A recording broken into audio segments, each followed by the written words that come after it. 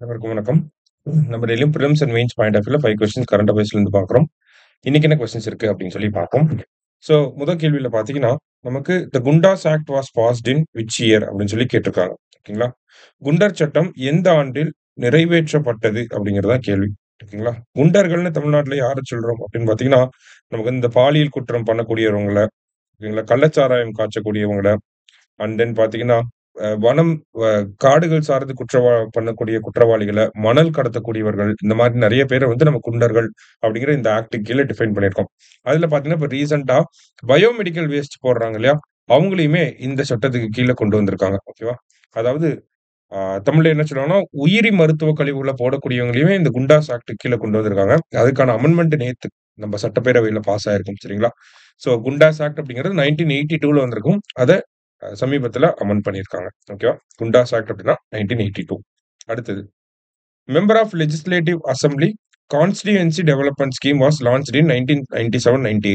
First statement correct தான். ஓகேங்களா? சட்டமன்ற உறுப்பினர் தொகுதி மேம்பாட்டு திட்டம் 1997, 98ஆம் ஆண்டில் தொடங்கப்பட்டது. அப்படிங்கிறது கரெக்ட்டான ஸ்டேட்மெண்ட் தான்.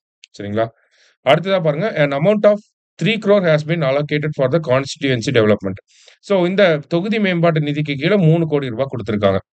அதாவது நெறையா இந்த பஸ் ஸ்டாப்ல எல்லாம் பார்த்திருப்பீங்க.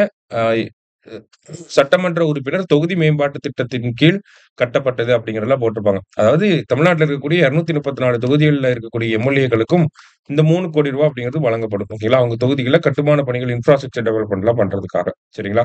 ஸோ அந்த அமௌண்ட் மேல ஒரு 18% ஜிஎஸ்டி இவ்வளவு நாள் போட்டுட்டு இருந்தாங்க. இதனால உறுப்பினர்கள்னால அந்த ரூ. 3 கோடி முழுமையா தொகுதிகளுக்கு செலவு பண்ண முடியாம இருந்துச்சு. ஸோ அதனால நேத்து நம்ம தமிழக முதல்வர் என்ன சொல்லியிருக்காரு அப்படின்னா, இந்த 18% ஜிஎஸ்டிய அரசாங்கம் ஏத்துக்கும். உறுப்பினர்கள் அவங்களோட ரூ. 3 கோடி வந்து தொகுதிகளுக்கு வந்து முழுமையா செலவு பண்ணலாம் அப்படிங்கிறத நேத்து அறிவிச்சிருக்காரு. சரிங்களா? ஸோ 3மே கரெக்ட் ஸ்டேட்மெண்ட் தான். ஆல் ஆர் கரெக்ட் அப்படிங்கிறது கரெக்ட் ஆன்சர். இதே மாரி எம்பிக்களுக்குமே பார்த்தீங்கன்னா, எம்பி லேட்ஸ் அப்படின்னு சொல்லி ஒரு ஸ்கீம் இருக்கு. ஸோ இந்த எம்பி லேட்ஸ் அப்படின்னு பார்த்தீங்கன்னா, member of parliament local area development scheme அப்படின்னு சொல்லி சொல்லுவாங்க. இதுக்கு கீழ பார்த்தீங்கன்னா, ஒவ்வொரு எம்பிக்கும் ரூ. 5 கோடி வந்து குடுப்பாங்க. சரியா?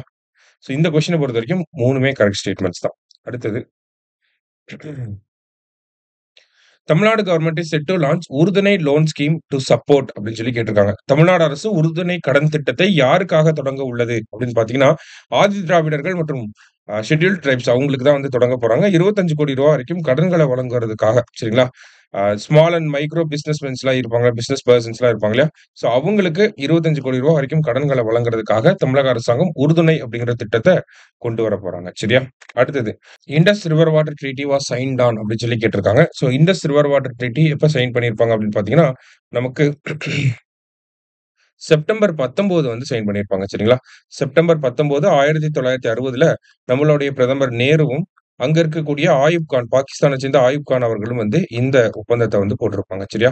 ஸோ இண்டஸ் ரிவர் அப்படின்னு பார்த்தீங்கன்னா, அதோட துணை நதிகளா இருக்கிறது ஜீலம், சத்லஜ், ராவி, செனாப், பீஸ். ஓகேங்களா?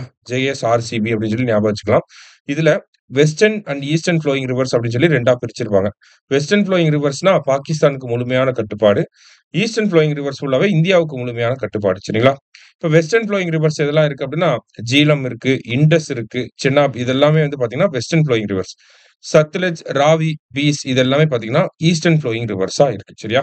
ஸோ இந்த ஒப்பந்தம் செப்டம்பர் 19, 1960ல கையெழுத்தாயிருக்கு. சரியா? அடுத்தது.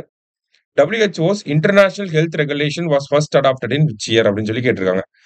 அதாவது WHOவின் சர்வதேச சுகாதார ஒழுங்குமுறை முதலில் எந்த ஆண்டு ஏற்றுக்கொள்ளப்பட்டது அப்படின்னு சொல்லி கேட்டிருக்காங்க.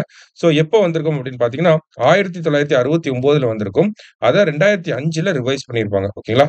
ஸோ இதே மாதிரியான ஒரு அக்ரீமெண்ட் WHO பேண்டமிக் அக்ரீமெண்ட் அப்படின்னு சொல்லி அ இந்த வருஷம் நம்மளோட WHO வந்து அடாப்ட் பண்ண போறாங்க. ஸோ அது ரிலேட்டடா இருக்கக்கூடிய அக்ரீமெண்ட் என்ன அப்படின்னு பார்த்தீங்கன்னா, சர்வதேச அளவுல WHOவோட இன்னொரு அக்ரீமெண்ட் எது சர்வதேச அளவுல ஏற்றுக்கொள்ளப்பட்டிருக்கு அப்படின்னா, இன்டர்நேஷனல் ஹெல்த் ரெகுலேஷன் அப்படிங்கிறது. 1969ல ஃபர்ஸ்ட் வந்திருக்கும். இப்ப 2005ல அத ரிவைஸ் பண்ணியிருப்பாங்க. சரியா? இனி 5 கொஸ்டின்ஸ் பார்த்திருக்கோம். Thank you. Suresh IAS academy வெற்றியின் முகவரி.